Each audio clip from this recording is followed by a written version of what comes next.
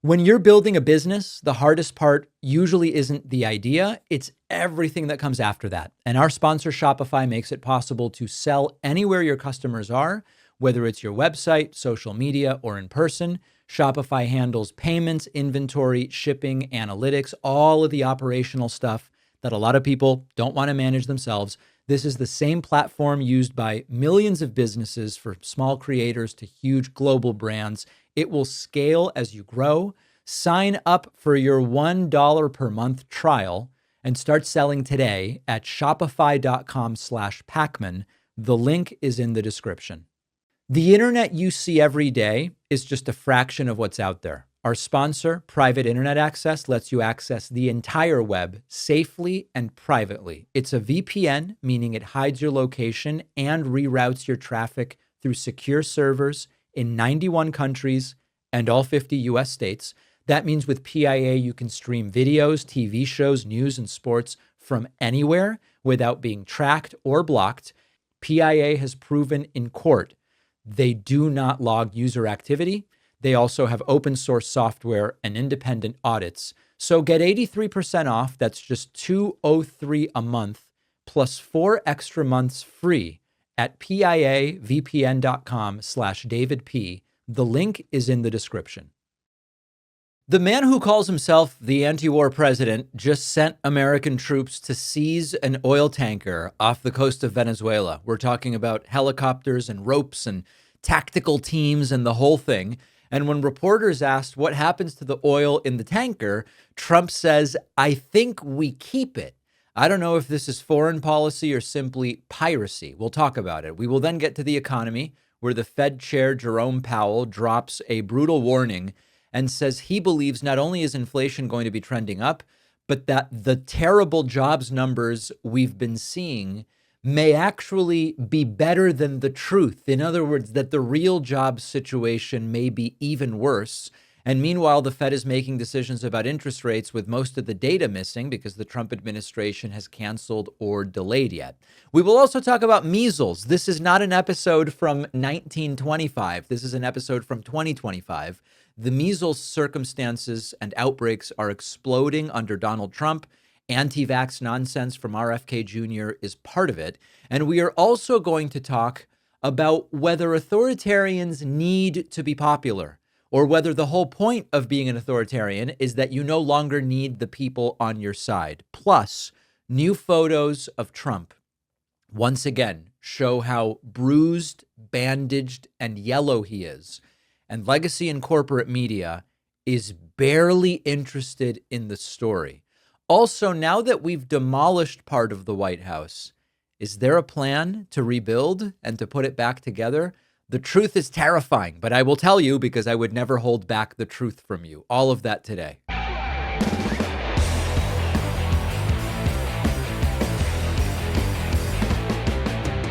The United States just seized an oil tanker off the coast of Venezuela. This was not like a paperwork transaction. This was an armed operation with the helicopters and the ropes and tactical teams boarding a foreign ship on international waters. Fox News aired the footage, and you can see American forces rappelling onto the deck as if this is really a military raid, not a legal process related to sanctions. Now, according to reporting from the New York Times, this is a tanker that was carrying Venezuelan oil and was previously involved in smuggling Iranian oil. And the idea here is there was a seizure warrant on the basis of this. It was issued 2 weeks ago. And the Trump administration went ahead and said, yes, we are going to do it. Now, there really isn't much in the way of a legal explanation here, right? We got like a sentence. Venezuela is saying that this is barefaced robbery, saying that this is international piracy being carried out by the United States. And you can't look at this and argue that this is normal. You know, a U.S. judge issuing a warrant simply doesn't give the United States the authority to seize a foreign vessel in international waters, which is what we're talking about here. Maritime law doesn't work that way. Sovereignty doesn't work that way. And these are all things and principles that the Trump administration says that they respect. And the White House has also not explained which part of international law do you believe you're operating under here when you go and do this. Now, there's also a question of what happens to the oil. We don't really know. There's been no official statement about what happens to the oil and what happens to the ship. They haven't clarified, was the warrant for the oil or for the vessel, or was it for both? Trump was asked, well, what happens now to the oil on the tanker that you seized? And Trump's kind of like, I guess we keep it? I don't know. In the seizure of this tanker, what happens to the oil on this ship? Well, we keep it, I guess. Where does it go? What port does it go to? Well, you have to follow the tanker. You know, you're a good newsman. Just follow the tanker. Do you know where it's going? Follow it. Get a helicopter and follow the tanker. Is it true it's going to But we're gonna. I assume we're gonna keep the oil. Wow.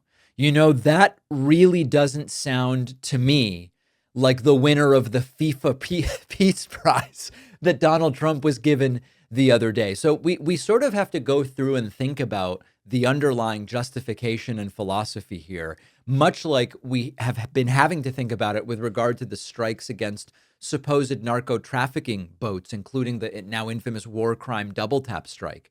You know, you can't say that this is self-defense, right? I mean, it's like the crew didn't resist. There was no threat to American vessels. There was certainly no imminent attack from this vessel. It wasn't a hostile encounter in the sense that the vessel was being aggressive towards American resources or anything like that. So once you establish that, and I can't imagine that anyone in the Trump administration would dispute that because that's clearly not what's going on here, self-defense in international law requires an actual immediate danger. It can't be a ship with a bad history and a foreign government that Donald Trump doesn't like. That doesn't justify action on the basis of self-defense.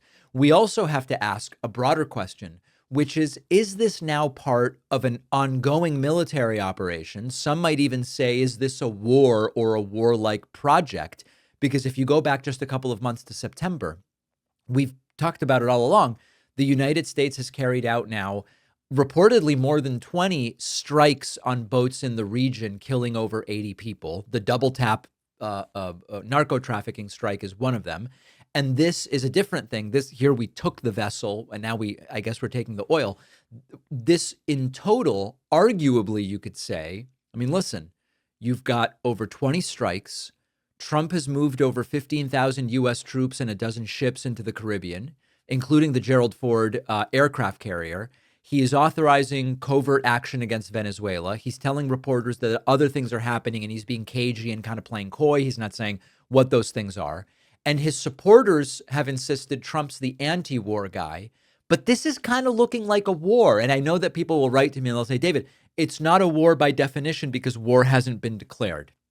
Come on, guys. What are we really going back to that at this point in time? We have a president escalating military activity in the region, using force without any authorization for the use of military force, seizing a foreign ship, I guess taking its cargo. Trump's like, I guess we keep the oil. Also threw into this a sort of threat to the president of Colombia, saying the president of Colombia had better wise up or he's going to be next. So this is not the true anti-war candidate. This is not restraint. This is certainly not diplomacy. It's an American president threatening to target multiple other countries because he feels like it. And all of it is happening after Donald Trump got the very prestigious FIFA Peace Prize. Maybe Gianni Infantino is going to have to rethink whether Trump was the most suited recipient for the nascent and newly created prize. So obviously, I know you all know this, but this is the opposite of a peace posture. This is not a president who goes first to peace. It's a classic pre-war pattern of raids, seizures, covert activity, threats, and meanwhile, it's a growing military presence in the region. I don't want to say it's like when Putin was massing troops on the border with Ukraine. It's not really like that, but it's tangential to that. And if Trump were truly anti-war, we simply wouldn't be watching the video that I played for you of armed agents boarding foreign ships and keep hearing talk about keeping the oil from Donald Trump. We wouldn't see troop increases. We wouldn't see covert action. We wouldn't see aircraft carriers being moved into the region. Now, I think it's important to mention with regard to the Venezuelan leader, Nicolas Maduro, who I am completely against. Remember, I'm an anti-authoritarian. So I'm against Trump's authoritarianism, and I'm against Maduro's authoritarianism, and I was against Chavez's authoritarianism. Maduro understandably lost it after the seizure. Now, I think Maduro's terrible for the Venezuelan people, but I still have to consider and appreciate what is the law and what are the circumstances of this seizure. Maduro started saying, this is piracy. She said, Venezuelans need to be ready to kick in the teeth of the United States. He said this is theft by the United States. And he's not wrong, at least about the stakes of this, because the ship was carrying over 1 million barrels of oil.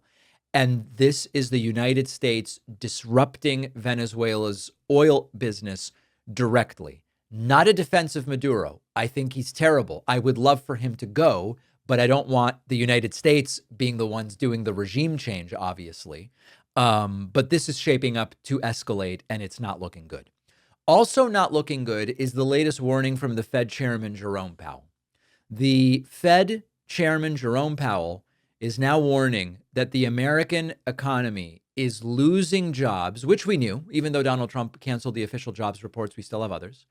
And the Fed chairman, Jerome Powell, also believes that the job losses may be worse than the data we even have. This coming on the heels of a decision to cut interest rates. Let's take a listen. Why did we move today? I would say point to a couple things. First of all, gradual cooling in the labor market has continued. Unemployment is now up 0.3 from June through September. Payroll jobs averaging 40,000 per month since April. We think there's an overstatement in these numbers by about 60,000, so that would be negative 20,000 per month. So understand what he just said. He says if you go all the way back to April, remember, only over the summer did we start knowing we were losing jobs. What Powell is saying is if you go all the way back to April, the average numbers are plus 40K a month, which is terrible, by the way. The numbers we believed were plus 40,000 jobs a month. He believes that's been overstated by 60,000 jobs per month, meaning we've actually been losing 20,000 jobs per month. So the jobs situation, a warning from Jerome Powell. Issue number 2, inflation. Jerome Powell also saying that he expects prices to continue going up, and he points directly at the tariffs. Total PCE prices rose 2.8% over the 12 months ending in September. And excluding the volatile food and energy categories, core PCE prices also rose 2.8%. These readings are higher than earlier in the year as inflation for goods has picked up, reflecting the effects of tariffs. So put together the picture that Jerome Powell is painting for us. Trump wanted his rate cuts. The Fed typically cuts rates when it finds that there is trouble brewing in the economy, or active trouble, and says we will cut rates to try to buoy a sinking economy. Trump has been saying for a while we need rates way lower. Well, now Jerome Powell is saying, look at what's happening with inflation due to tariffs. Look at what is happening to the jobs market. Now it's time for us to actually go and to cut the rates. One more from Jerome Powell, and here he says that over the near term, he expects inflation to go up. In the near term, risks to inflation are tilted to the upside and risks to employment to the downside, a challenging situation. There is no risk-free path for policy as we navigate this tension between our employment and inflation goals. A reasonable base case is that the effects of tariffs on inflation will be relatively short-lived, effectively a one-time shift in the price level. Our obligation is to make sure that a one-time increase in the price level does not become an ongoing inflation problem. But with downside risks to employment having risen in recent months, the balance of risks has shifted. Our framework calls for us to take a balanced approach in promoting both sides of our dual mandate.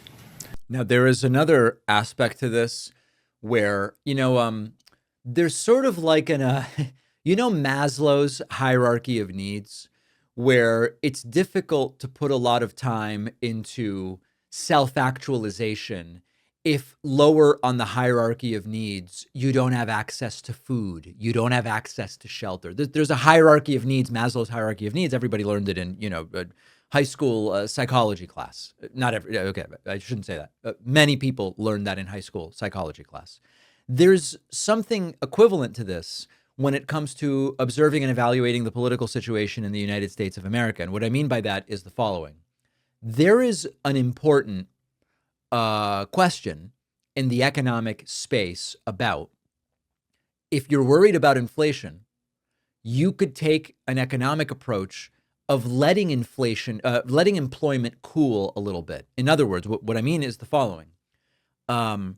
If employment is not as full, it doesn't mean we have an unemployment crisis, but if employment is not as full, that can actually put downward pressure on prices because fewer people can afford things. Sucks for them, right? I'm not lying about that. I'm speaking unemotionally about something that is people's lives. But oftentimes in economics, you have to speak unemotionally about policy, and some people get hurt by it. But I'm trying to give you the theory. You could argue the inflation issue, to a degree, could take care of itself if employment does cool. But of course, then there's people who are going to lose jobs. But that is considered a valid piece of economic theory that could be considered. Does the Fed need to act to keep unemployment as low as 4 to 4.5%, which can push inflation because so many people have jobs and can afford to buy things? Or is there an approach where you say, let's let employment cool in order to ease up on the inflation? We can't even have that conversation because we're busy dealing with a president putting in place blanket tariffs that make no sense, attempting to bully the Fed chairman, Jerome Powell, into dumping rates 3 or 4 points, et cetera, et cetera. We've got to bail out the farmers. Because we have so many self-inflicted crises as a result of Trump, there is really no space for a broader conversation about economic policy and what it should be in an economy the size and maturity level that the United States economy currently finds itself. Just throwing that in there so people know we're busy trying to put out fires, but there are broader discussions about the future of the economy that adults could and should be having, for which there is very little time or space right now. Running a small business or creative project can feel like you suddenly have to learn a dozen different jobs at once, and our sponsor, Shopify, is the platform that helps you handle everything in one place. Shopify powers millions of businesses around the world, including 10% of all e-commerce in the US. You can build your storefront with hundreds of ready-to-use templates, so you don't need to know how to code or design to make the site look good. Shopify also has AI tools that'll write product descriptions or generate headlines, even enhance your product photos, huge time savers. And when you're ready to start selling, Shopify gives you everything you need to reach customers, including email tools, social media tools, analytics, inventory management, payment processing. It's all built in. So maybe you're selling merch or launching a brand or turning a side project into something bigger. Shopify is the tool that will make it manageable. Turn your big business idea into a reality with Shopify on your side. Sign up for your $1 a month trial. Start selling today at shopify.com/Pakman. That is shopify.com/Pakman. Link is in the description. If you're online, someone's always trying to track you. Hackers, advertisers, data brokers, governments. This is why I use private internet access. It's a VPN, sort of like sending your traffic through a private encrypted tunnel. People outside can't see what's in there. PIA hides your IP addresses, protects every device you use, laptop, phone, tablet, with just one account. And unlike other VPNs, PIA doesn't just say they don't log your data. They've proven it in court multiple times, and they're fully open source so you can verify for yourself. You can choose from servers in all 50 states and 91 countries to access region-locked sites. In a world where data breaches are unfortunately getting more and more headlines, take a step to protect your privacy online. Private internet access is a tool I trust. Get 83% off, just $203 a month, plus 4 extra months free at piavpn.com/DavidP. The link is in the description. The David Pakman Show is, of course, a viewer-supported program. If you have someone in your life that could use a David Pakman Show membership, either because they like the show but can't afford a membership, or because they are hardcore right-wingers and you want to try to deprogram them by giving them a membership to the show. You can gift memberships. They make great stocking stuffers under the Christmas tree, on the Festivus pole, near the Hanukkah menorah, whatever, anything, right? You can go to joinpakman.com and check the This is a Gift box. And then after purchasing, you can enter the recipient's information and the gift membership will be sent to them. The measles outbreak is accelerating. This is not a headline from the 1950s. This is not an old episode of the show. It's December of 2025. This is the headline in the United States under Donald Trump. We have yet another measles outbreak due to growing anti-vaccine sentiment. The latest outbreak is in South Carolina. It is accelerating because of Thanksgiving travel's effect on an anti-vax church. Now, when I say that, I'm not alleging the church itself is officially anti-vax. I am saying that the outbreak is based around unvaccinated congregants of a particular church. And this stuff is spreading like wildfire. Of the 111 measles cases in the area, 105 were unvaccinated. Consider how effective the vaccine is based on that information.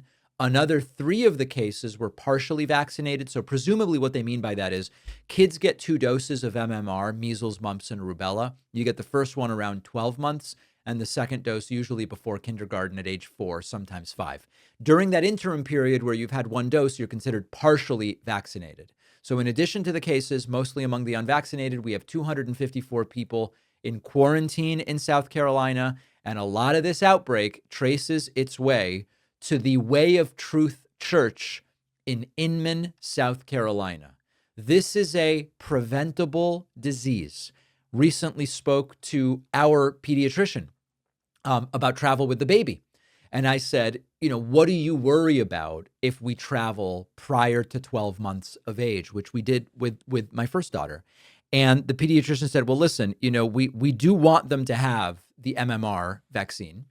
If you travel before 12 months, we can move that vaccine up a little bit. But interestingly, she said right now, she would be far more worried about us going to Texas than going to France with regard to measles. 20 of the cases in this, they're calling it the upstate South Carolina outbreak. 20 of the cases involve kids under the age of 5. 75 cases are kids between 5 and 17. And if you look across the state of South Carolina, the rate of students with vaccines has gone from 96% down to 93.5% in the 2025 school year. You might say, well, that doesn't sound like a big difference. It is a big difference because measles is so contagious. Measles has such a high reproduction rate that in order to maintain something approximating herd immunity, you really need a very high rate of vaccination. Now, you might say, well, isn't this the responsibility of the governor or of the church or local officials? Of course, all of that is true.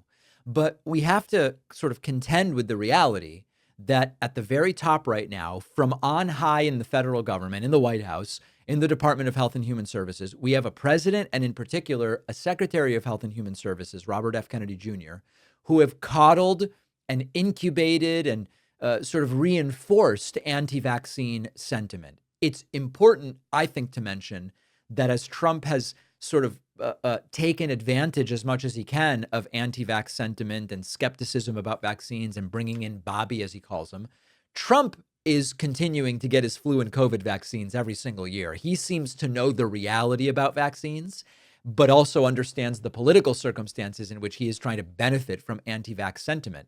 Remember that back in the year 2000, the U.S. declared measles eliminated, meaning no more domestic spread for over 12 months. And look at where we are right now. We had eliminated measles thanks to the vaccine, and measles is now back thanks to the anti-vaccine sentiment. Now, as of 2 days ago, I don't know how many of the South Carolina cases are included in these numbers. As of 2 days ago, There were 1,912 confirmed cases in the US in 2025 and 47 outbreaks of measles in 2025. 92% of the cases were not vaccinated against measles, and only 4% of the cases are fully vaccinated. Think about those numbers. The vast majority of the cases, we've got a map up on the screen, are in just a few states. Texas has the most. Then you have South Carolina, which we are talking about here, Utah, Arizona, and New Mexico.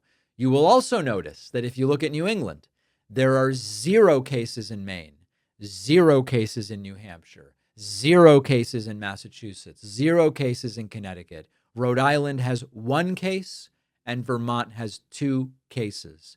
These are stunning numbers that should really serve to remind us this is optional.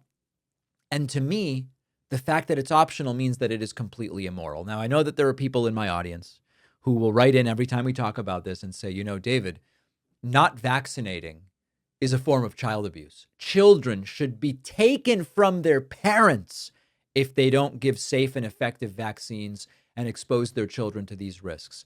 I don't know what my position is on that. I'm still thinking that through. But what is clear is that legality aside, criminality aside, there is no doubt that there is no moral justification for exposing children to potentially serious and deadly conditions when we have such an effective and safe vaccine. Criminality, I don't know. I want to hear some legal arguments on that, and feel free to write in info@davidpakman.com if you have one. Donald Trump is now exhibiting corruption so blatantly in public that it is stunning the people that sit around him. Donald Trump had another meeting yesterday at the White House, and Trump is talking about the gold card. This is now live. I looked at the application yesterday. We're going to dig into that a little more in a later segment. But the gold card lets you buy citizenship to the United States. Here is Trump's sort of justification, explanation, I guess you would call it, for this. Listen, get a load of this. And it's really 2 gifts. It's a gift of getting somebody great coming into our country, because we think these will be some tremendous people that wouldn't be allowed to stay. You know, they graduate from college, they have to go back to India, they have to go back to China, they have to go back to France, they have to go back to wherever they came from. Very hard to stay. It's a shame. It's ridiculous things. We're taking care of that. The companies are going to be very happy. I know Apple's going to be happy, but a lot of the companies, nobody talked to me more about it than Tim Cook. He said it's a real problem, and it's not going to be a problem anymore. As you know, they used to send people up to Canada and other places, other countries. So we solved that. And the other thing is, it'll take in, we think, probably billions of dollars that will go to the Treasury of the United States, that will go to an account where we can do things positive for the country. So it'll be a great thing. We'll take in, I think, billions of dollars. So a lot here. There's a lot of material here. First of all, when Trump talks about billions of dollars are going to come in from this at $1 million a pop, it is relevant and important just to remember that there are pay for citizenship programs in many countries around the world. And they don't get a lot of participants, and they are way less expensive. We actually went through the numbers when Donald Trump first announced this initiative of the Citizenship Gold Card. There really aren't that many people globally that can afford this, even though I know that Trump knows a lot of millionaires. Trump also has dropped the price significantly from $5 million to $1 million, probably recognizing there is not as much of a market at the $5 million level. Was it 5 or even 10 originally? In any case, they've dropped it to $1 million. The other aspect of this, and this came up at Donald Trump's rally in Mount Pocono, Pennsylvania earlier this week, is Trump goes, we don't want people from shithole countries, but we want Norwegians and Swedes and people from Finland and Denmark. The truth is that people in those countries are very happy, and very few of them want to move to the United States. Even if it's free, they're not going to uproot their lives to come to the United States. They're certainly not going to do it for $1 million or $2 million. So Trump, as many on the right often do, wrongly assess that most of the world would come to the United States if given the opportunity. Most wouldn't, and it really is mostly limited either to people who work in certain industries where the U.S. is really the place to be, or people who are in dire economic straits or in other circumstances where abandoning everything you know and often the language that you speak and everybody that you know seems like a good trade-off to take your chance in the United States. That is relatively a small number of people. Now, the other interesting aspect to this is the conflict that exists between a lot of the MAGA America First anti-immigration stuff, which Donald Trump paid lip service to for a long time, and the kind of reality of people like Trump, Elon Musk, Vivek Ramaswamy, all of whom have said, no, we've got to bring people in. And crucially, Trump kind of gives up the game there because he goes, nobody pushed this more than Apple CEO Tim Cook, also known to some as Tim Apple. And that is a reminder that these are the quid pro quos. Tim Cook increasingly in Trump's circle. And now Trump is doing something that goes against what a lot of MAGA wants, but it is certainly something that Tim Cook likes. Here is Howard Lutnick talking about the pricing of this buy your way into citizenship. Howard, maybe you'll give a little description of the Trump Gold Card, please. Sure. So for an individual, it's $1 million, and for a corporation, it's $2 million. And as the president said, for a corporation, they spend $2 million. They can then have an employee, full vetting, the best vetting the government has ever done, $15,000 vetting to make sure these people absolutely qualify to be in America, absolutely qualify. And then the company can keep them here. The primary qualification is that they have the $2 million. And they have a path to citizenship, right? Obviously, they have to be perfect people in America, and having passed the vetting, after 5 years, they'll be available to become citizens, and then the corporation can put someone else on the card. So for a company, they can keep putting people on the card, one person per card, and for an individual, it's $1 million, and it's a gift to the United States of America, to help America. What a gift. What a gift. What a gift. What a gift. So we're going to get back to the gold card and the sale of citizenship, but Donald Trump granting favors out in broad daylight. Trump also very casually mentioned, we seized a tanker from Venezuela. And lots of other things are happening too. Well, thank you very much. It's been an interesting day from the standpoint of news.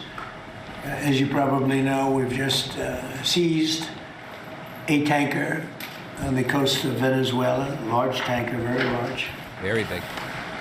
Largest one ever seized, actually.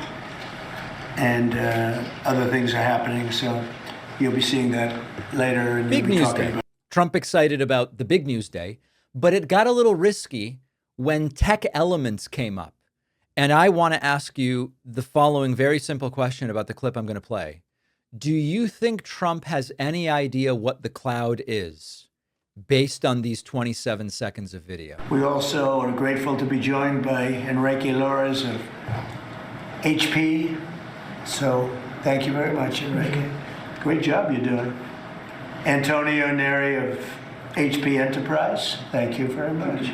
What's the difference between HP and HP Enterprise? We focus on the cloud security, networking, and large systems.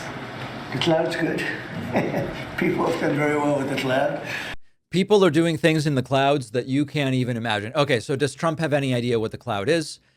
Now almost a requisite of any financial or economic related meeting, Trump touts completely fake investment numbers. You're looking at 150 billion. That's good. I don't know, Mike, am I allowed to ask you? You already gave 6,250,000,000. Do you have you stated a number that you're at for investment, future investment?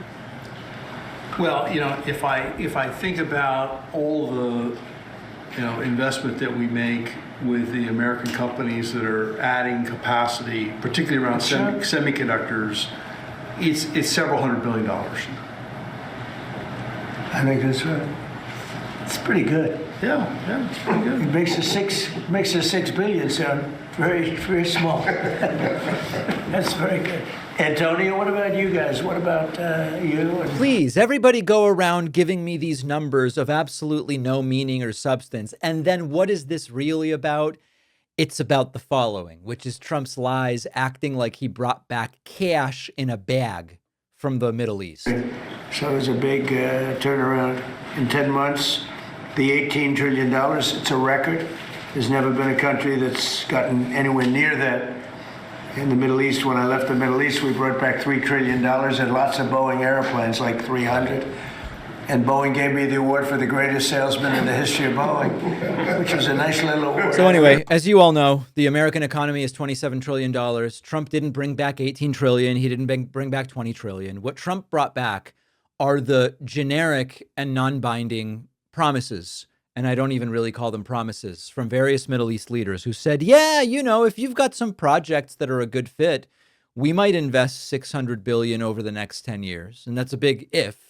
But Trump wants you to believe he just packed bags of cash on Air Force One and brought all the money back. He's going to keep telling this lie because it's all he's got at this point in time. Every time you Google your name, you will probably find dozens of sites that expose your personal information. This can include phone number, home address, family details. It's just sitting there waiting to be scraped or abused. Incogni is a privacy service. They go after these sites on your behalf. They contact the data brokers. They demand your data be removed, which the brokers are legally required to do. Incogni will automatically remove your information from hundreds of the biggest and most notorious data broker sites, but you're not just limited to those. You can use Incogni's custom removal if you find your info on a website outside of Incogni's default list. The team at Incogni will work to get that information removed. This is how you protect yourself and your family from identity theft, financial scams, harassment, even AI-powered profiling by ad companies.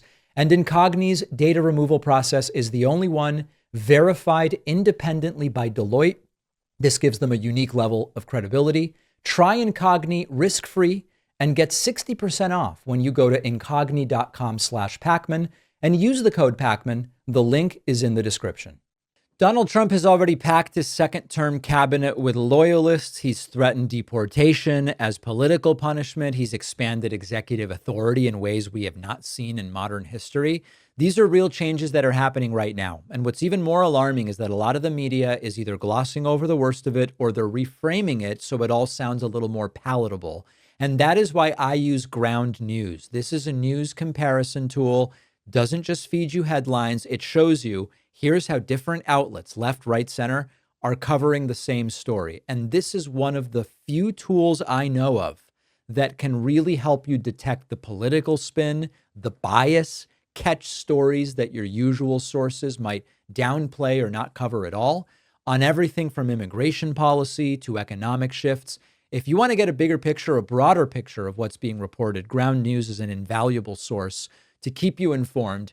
And Ground News is offering my audience 40% off their top tier Vantage plan. You'll only pay $5 a month. Go to ground.news/Pakman or enter the code Pakman in the app to get started. The link is in the description. All right, let's dive into the ability to buy citizenship in the United States. Trump is now selling citizenships online. He launched the Trump Gold Card, which he says is a direct path to citizenship for anyone who is qualified and vetted. The primary qualification is, do you have $1 million to give the government to buy a citizenship? This is the immigration system when you put in place a failed businessman president. It's not merit. It's not the rule of law. It's $1 million in cash or $2 million if you're a corporation. Can you wire the money? Congratulations, you're one of the best and brightest, and you're on the way into citizenship in the United States. Trump posted the announcement with gusto and excitement on Truth Social. He says, quote, "The United States government's Trump Gold Card is here today. A direct path to citizenship for all qualified and vetted people. So exciting. Our great American companies can finally keep their invaluable talent. Live site opens in 30 minutes. Howard Lutnick, as we looked at earlier, is right there singing the praises of all of this. He appeared on CNBC to talk about it. And I'm going to play this clip where Howard sort of talks about the rationalization for such a policy. And remember that this goes directly against much of the MAGA America First stuff. Instead of America First, hire American, It's we need people from other countries to come in here. And by the way, I agree that that's the case. I have been saying for a very long time, especially for those worried about fertility rates and all of this stuff that Elon Musk talks about, one of the most economically stimulative things the United States can do is probably triple the number of legal immigrants that are coming into the United States for economic reasons. A lot of MAGA didn't agree with that. A lot of MAGA doesn't like this. The realists on this issue, like Vivek Ramaswamy and Elon Musk, and again, they are realists because they understand how it affects their businesses. They are for more of this. Trump told Laura Ingraham recently, we don't have the talent domestically. We have to bring it in.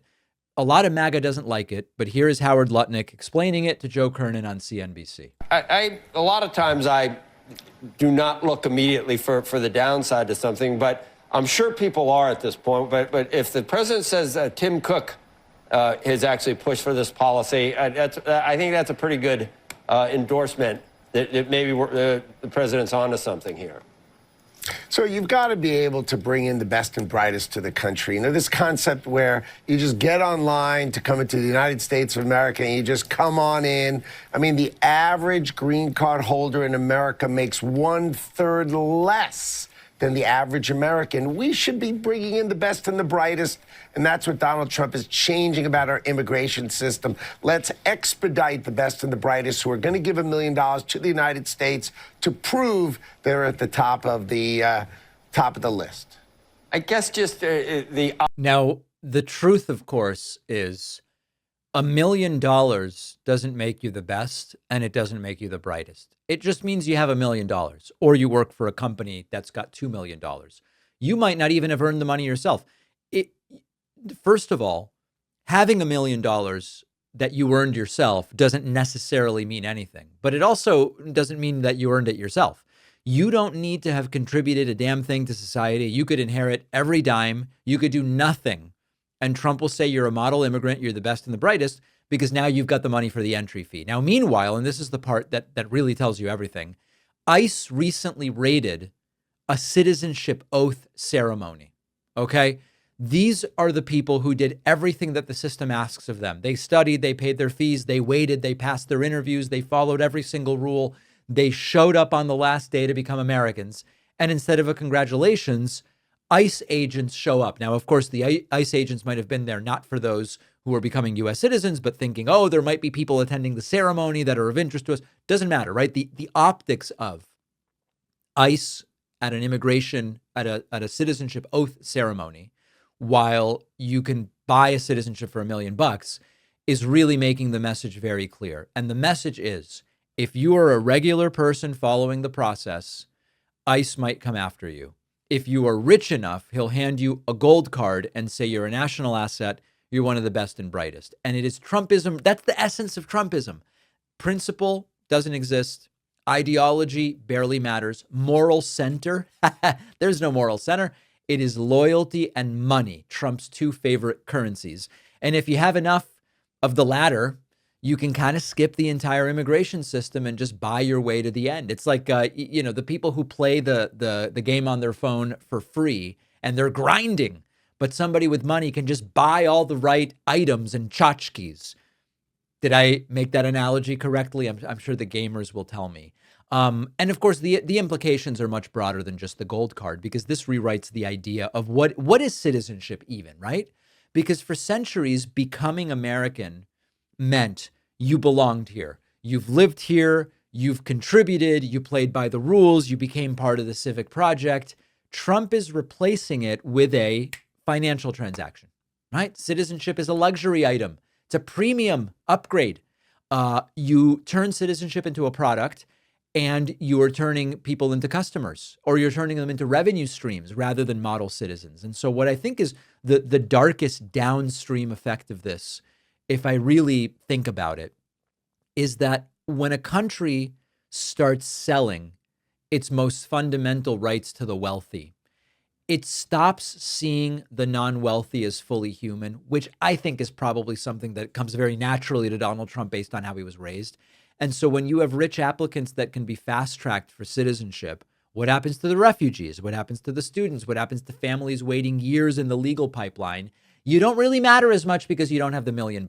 And so we have an immigration system that is going to mirror the way Trump sees the world. Wealth is the primary value of people. Loyalty is right up there as well. And the people who go through the hard work are just not going to be able to get as good of a deal. Terrifying, disgusting, I would argue anti-American, but it's what Donald Trump is doing. Donald Trump is yellow, covered in bruises and Band-Aids. And it is long now time to tell the American people what is going on with Donald Trump's health, because at this point, it is obvious that something isn't right. Now, Aaron Rupar, our friend, has a great piece about this on his Substack called A Band-Aid on a Festering Hand Wound, where Aaron sort of analogizes the Band-Aids that Trump is doing with policy to the Band-Aids that are literal items on Donald Trump's hand to cover up whatever's going on with his health. Read the piece by Aaron that we are linking to. He posts together the pictures and the quotes and the timeline and all of the entire thing. I think it's very good and very much worth looking at. But if we zoom out, what is the situation in which we now find ourselves? Well, Trump's physical condition is clearly declining, and the White House is doing everything it can to try to hide this. And Aaron Rupar starts with the hand. And he explains that going back months now, Trump's right hand is not only often discolored, it's also often bandaged. And he has the pictures of that, and he shows them to us. This is clearly not a scrape. It's a recurring issue. Trump has been hiding his hand when he can for months. He covers it with the other hand in public. He holds papers over it. He tried makeup. Now he's using bandages. And Aaron shows the shots from the Pennsylvania rally earlier this week, where the hand looks extremely swollen. It looks gray. It looks like it's rotten and patched together with Band-Aids. And then Aaron points to something that really jumps out here, which is that the hands, because of Trump's face makeup, where he makes himself orange, although sometimes it's looking more yellow than orange, it only reinforces Trump's ashy gray hands. Something is very wrong, and they don't want us to know what. Now, the article continues, and it says, remember, Trump had the swollen ankles over the summer. He vanished for about a week around Labor Day. There was no explanation. He's regularly falling asleep in public 5 or 6 times over the last 10 days, including during a cabinet meeting.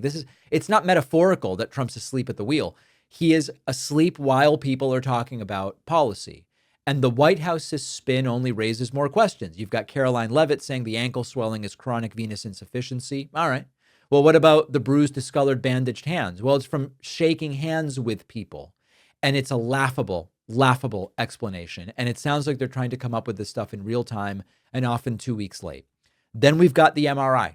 Trump admitted, yes, I got an MRI during one of my 2 annual physicals. Makes sense of that. Now he says, well, I don't even know why doctors ordered it.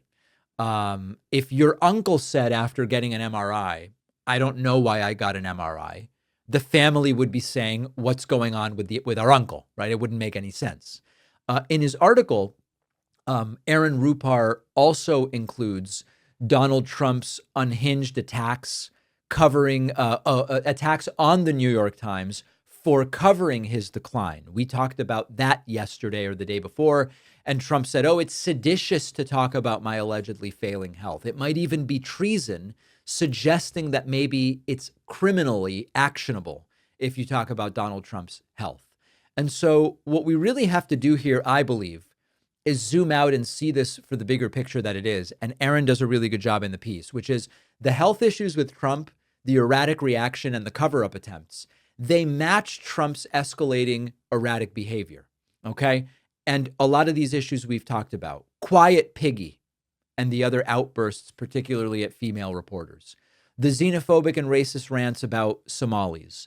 The weird comments about women, including talking just 2 days ago about how attractive Caroline Leavitt is and how her lips go bop, bop, bop like a machine gun. Threats to foreign leaders, now saying to the leader of Colombia, you'd better watch out or you're going to get the Venezuela treatment. Wise up or you will be next. And so you put it all together, physical decline, media secrecy, cognitive testing, naps during meetings, angry outbursts. This is not a stable man. This is not a stable person. And the inner circle around him is working overtime to try to hide it. Now, at the end of his piece, Aaron points out there is undeniable evidence that something is wrong here. And we don't exactly know what that is. And if there weren't something wrong, we wouldn't be seeing the attacks on reporters. Trump wouldn't be hiding his hand in increasingly conspicuous ways. They wouldn't be giving us ridiculous explanations like Trump's bruised up from shaking hands. So the bottom line, as we are about to enter 2026 and really be in the midterm cycle, is that Trump's health is a serious issue. It seems to be affecting his judgment. It seems to be affecting his behavior. And the White House is only fueling that belief by being very opaque about what's going on. We've got pictures. We have statements. We have Trump sleeping 6 times in public in the last 10 days. The American people deserve the truth. They always deserve the truth about the health of the president. We are not getting it right now. A lot of people hit this point in December and realize I still need to find a thoughtful, genuine gift for someone on my list. And quickly, if that is you, Aura Frames can really help you out. Our sponsor, Aura, makes premium digital frames that beautifully display photos and videos. I've been using one myself for years. I've given Aura frames to my mom. I've given them to my dad. So many people. I preloaded them with baby photos and they love it because they turn it on the first time and the pictures are there. Aura makes it really easy, not only with the preloading of photos, but you can keep adding them throughout the year with the app. There is plenty of time to get an Aura frame shipped before Christmas, and you'll get $35 off their best-selling Carver mat frames when you go to auraframes.com and use the code Pakman at checkout. The link is in the description. A lot of guys go years without ever thinking about their underwear. You just keep buying the same kind, dealing with the same discomfort, the sticking, the chafing, the readjusting. Once you try sheath underwear, you are going to realize you don't have to put up with that. Our sponsor, Sheath Underwear, is lightweight, breathable, comes with 2 separate pouches in the front that keeps everything comfortably in its own place. Airflow happens. You stay dry and cool all day. You put them on once and you will immediately get it. The fit, the quality, the design, it just feels better. I've been wearing sheath underwear for years. It's a level of comfort I didn't even know was possible.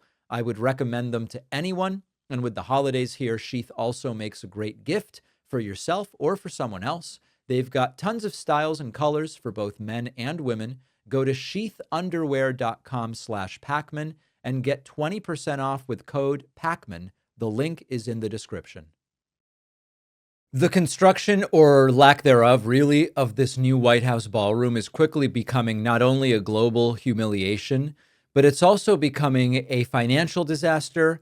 And it's becoming embarrassing for Americans who now look at Washington, D.C. and see a demolished part of the White House and a stalled construction. So let me tell you what is going on.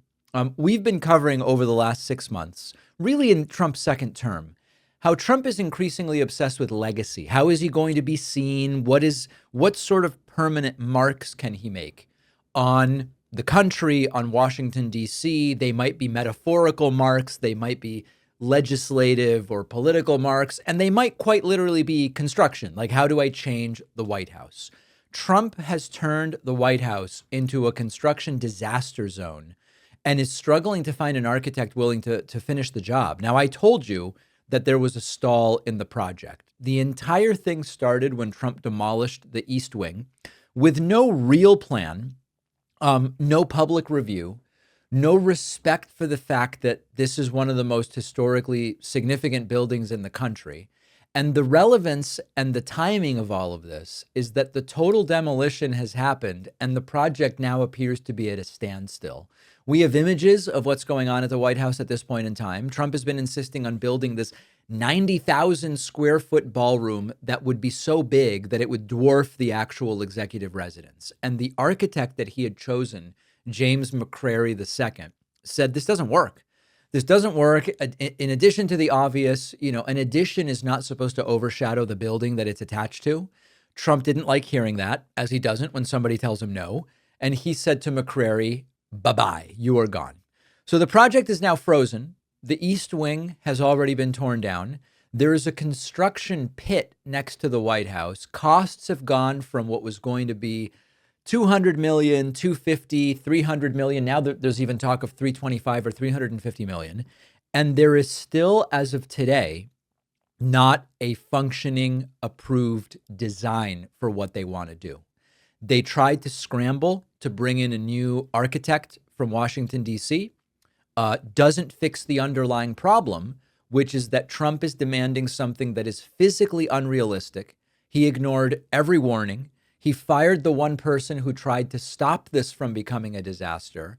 And if the story sounds familiar, this is Trump's business history. You know, I was thinking back to when Mitt Romney was the Republican nominee for president back in 2012. Barack Obama was easily reelected. Romney was, to be frank, he was not anywhere near the worst Republican candidate that they've put up there, but he didn't really make the case for kicking Obama out, given that things were going pretty fine.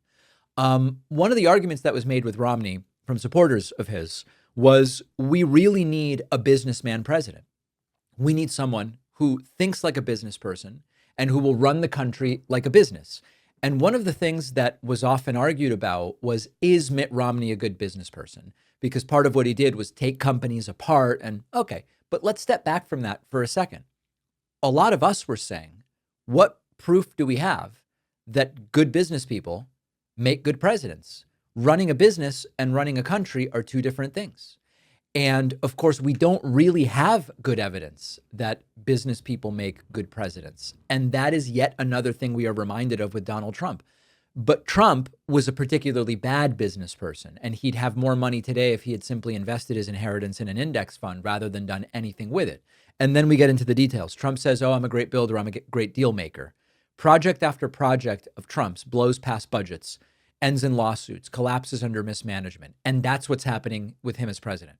Trump loves big announcements. I'm making a major promise and getting a lot of attention, the spectacle, the cameras. Then the work starts. The competence now is required, and it all falls apart. He leases his name out to buildings he doesn't run and blames other people when it fails. He walks away from incomplete projects. He leaves investors and contractors and workers holding the bag, and he's doing the same damn thing with the White House. Now, there were people defending this when he started it, saying, we need a refresh. It's going to be great. It's going to look good. And a lot of those people are now saying this isn't seeming like a great idea. And what Trump has now saddled the country with, putting aside for a moment the disastrous tariff policy, the disastrous immigration policy, the failed foreign policy, put all of it aside. Just with the White House demolition, we have a half-demolished presidential complex because Trump was obsessed with a gigantic ballroom. He couldn't be bothered to go through the process of evaluating the project, keeping it to historical standards, architectural actual evaluation and planning, tears it down. They have no final blueprint. The architect says this won't work, fires him, and now we've got no architect, no clear path forward, and a crater worth, I guess, $300 million in the sense of what it'll cost to replace it. That's the builder at work who would run the country like a businessman and fix everything. Destruction, no preparation, complete chaos. This is why we don't need someone like a Trump in the White House to begin with. All right, I want to talk about such an important question that a couple of you wrote to me and asked. Does Trump's lack of popularity matter if he is governing as an authoritarian? And I believe that this is a phenomenal question. We've covered that Donald Trump's approval rating is tanking. Trump is down in Nixon-era approval rating.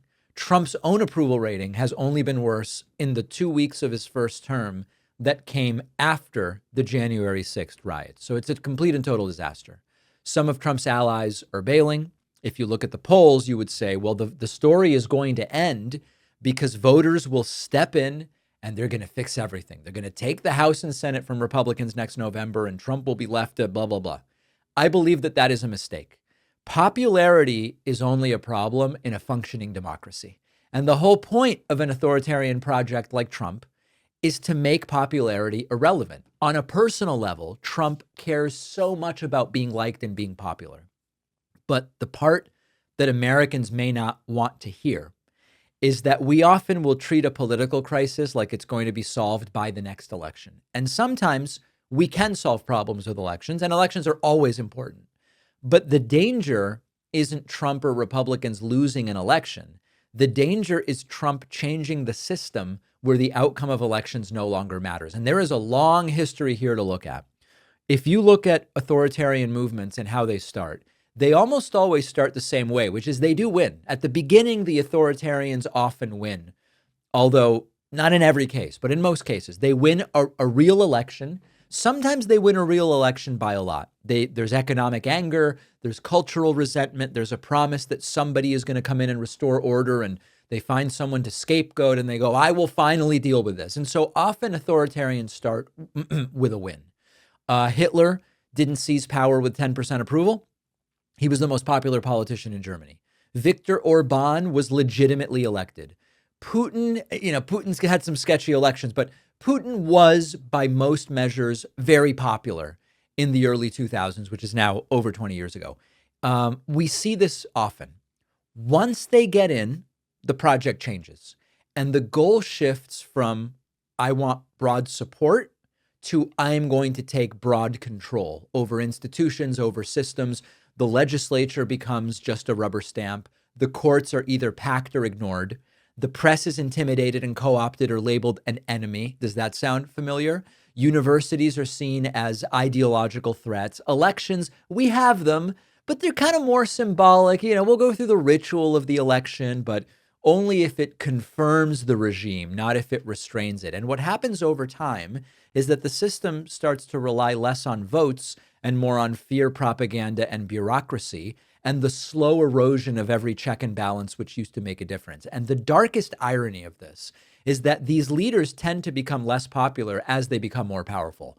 Russia, by and large, has a huge portion of the population that doesn't like Putin, but they're terrified to actually make their voices heard. Hungary is arguably exhausted with Orban. Germans were terrified of Hitler long before the end, but by the time that the mass dissatisfaction becomes impossible to deny, there's no exit ramp. You can't get off the train. Elections don't fix it. Laws don't restrain it. Courts don't do anything. And so people can no longer vote their way out. So when folks say, don't worry, Trump is losing support, I always think losing support is not the most important part of the story. Is Trump losing power? And the answer is, I don't think so. There are some Republicans starting to doubt Trump, and that's important. But the truth is, Trump doesn't really need a big coalition. He needs loyalists in the courts. He needs them in federal law enforcement, in the military chain of command, in state legislatures if they're willing to bend election rules. And if he gets that stuff, the polls kind of don't matter anymore.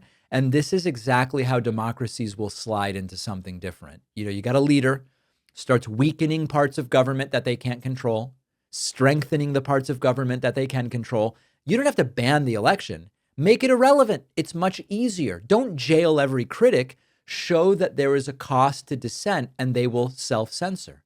And just look at our timeline. Trump has purged inspectors general. He's tried, after 2020, to strong arm a Secretary of State into finding votes, asked the DOJ to declare the election corrupt and leave the rest to me. He's demanded in the second term personal loyalty from federal officials. He tried to undo an election he lost, and that was all arguably the rehearsal. So now he's here. He's openly preaching about and seeking revenge. He's doing purges. There's military crackdowns, and none of it has any subtlety. It's the authoritarian playbook. It's been around a long time. Use democracy to gain power, dismantle democracy so that you don't need it anymore. So Trump is historically unpopular, but unpopularity only matters in a system that reflects the public will, and Trump is trying to destroy the system that reflects the will of the people. So I believe that the bigger, you could say a strong authoritarian is a danger, and you would be right. But a weak authoritarian is arguably even more of a danger because the weak authoritarian no longer tries to win anybody over. They try to make the will of the people not matter. That's what we're up against. So Trump's approval rating is highly relevant to understanding what's going on. It's important in thinking about voters turning on Trump. It's important in thinking about other Republicans saying, I don't know that this is the horse we want to ride into 2026 on. All of that matters. But as far as like, oh, Trump will no longer yell at the media and show a total lack of respect for courts if people don't like him. No. Trump will double down on those actions the less that people like him. And that should terrify every single one of us.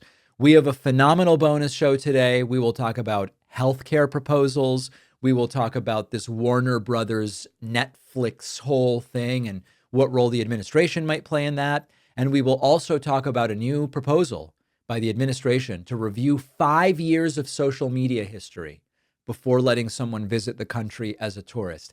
Is this what we need when tourism is down 15%? I would say no, but we will talk about it on today's bonus show. Sign up at joinpakman.com. Also, make sure you're getting my daily newsletter on Substack. It is free at substack.davidpakman.com.